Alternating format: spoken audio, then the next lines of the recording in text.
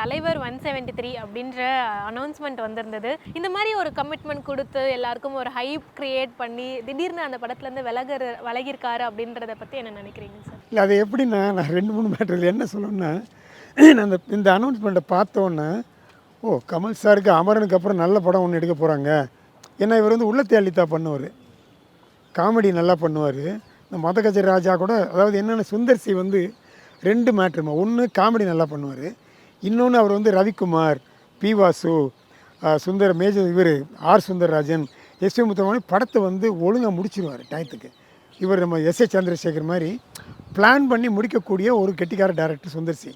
So நான் நினச்சேன் first class design போட்டாரா கமல் சார், இது மகேந்திரன் சொல்லியிருப்பாரா, யார் சொல்லியிருப்பா, நல்லா பண்ணிட்டாரே அப்படின்னு நினச்சிக்கிட்டேன் நான். வித்தின் 1 வீக் இந்த மாதிரி வந்தது. அது என்ன காரணம் எனக்கு தெரியாது.